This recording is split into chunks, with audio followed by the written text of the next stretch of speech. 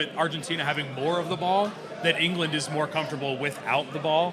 I think you're seeing like when England has those opportunities to break out, they're a little more confident in doing so because they're okay with sitting back and waiting for that chance versus Argentina, kind of like we saw with Spain yesterday. They want the ball at all costs, and then that can sit there, they can sit there with the ball and maybe not get a chance for a while, and that could maybe give them the Y word, the yips a little bit. We'll see about that. I actually noticed that Kane only touched 4 to 5 balls during the game. Mm-hmm. Actually, Rashid, if we could get some beer with us, because empty glasses won't do it too well. Kane only touched the ball 4 or 5 times. He's one of those players who doesn't need to touch the ball 15, 30 times into the game to get a goal. Do you think Gordon and other people for England should be serving him a little bit more?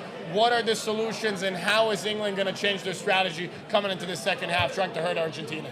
Yeah, I think Gordon was the weak link on the England team in the first half, so it would not surprise me if Tuchel makes a substitution there and maybe put a Saka or somebody else in there. Kane has been kind of silenced by the 2 center backs of Argentina. You see immediately when Jude gets the ball, Jude Bellingham, that Argentina puts 2 or 3 players around him, so it makes it very, very difficult, to serve Kane.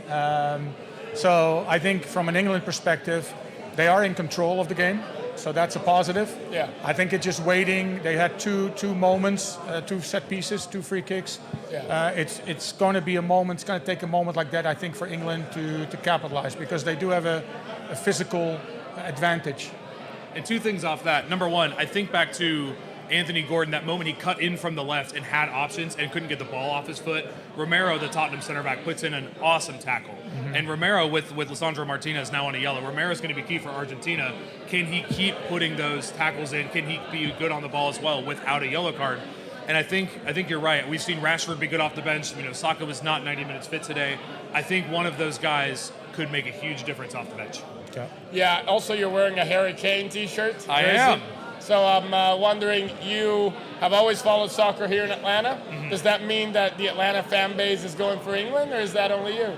I think down here, a lot of Argentina kits, a lot of England kits, a lot of USA kits, and you see Mexico everywhere. Atlanta's such an international city.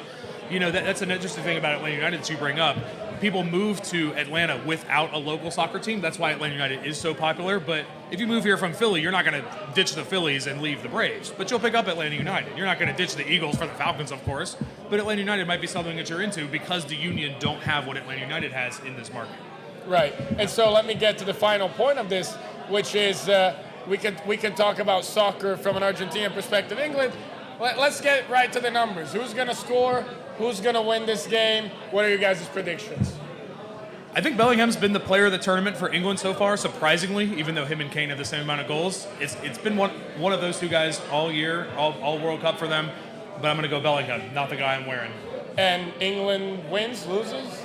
I They think lose 7-1 called by Bellingham. Exactly. I think it's going to take extra time after seeing this first half, but I think England's going to take it. Okay, and Bellingham hero. So Bellingham scores, Bellingham hero, England wins. Yep. What's the score?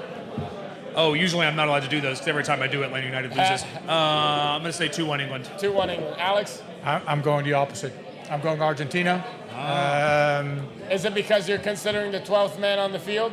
No. Not the fans, the referees? The referees. Sorry, that was a bad joke. It was a bad joke. And to say that, I got to admit, the referee so far has been pretty good. Yeah. Surprisingly good. I thought there would be more controversy, but his calls have been spot on. The game is a little choppy from both sides, which is good to see. Not the best soccer we've ever seen in this World Cup. No, and it's good to see that England is fighting back. The Argentina like to intimidate you a little bit with their fouls, with their hard play, and England doesn't back up. In fact, they like to pick a fight here and there on the field. So we saw that against Mexico in the Azteca, one of the greatest fights since the beginning of the World Cup. No, it was. It was one of the best games in the World Cup. So I think a goal in the second half will really, here comes the beer. I know that this makes every fan happy. But yeah, I think a goal in the second half is going to break it wide open. I agree with my colleague over here that I think it's going to go to overtime.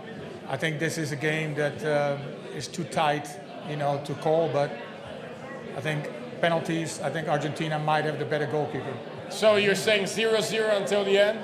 I think it's going to be a 1-1 game, and then I think we're going to go to PKs. Yeah. So who's going to score the last PK? Who's going to be the hero? You would have to say Because Messi, I don't think right? they let Messi kick the last penalty. He's probably going to kick the think so? first one if he does. Well, and Messi is like the one thing he's human at is penalty kicks, right? Correct, That's an correct, interesting correct, wrinkle yeah. there. He doesn't have a great record. In fact, I was reading that he's the player who's missed the most penalties in the history of the World Cup. He's also probably the one who's kicked the most.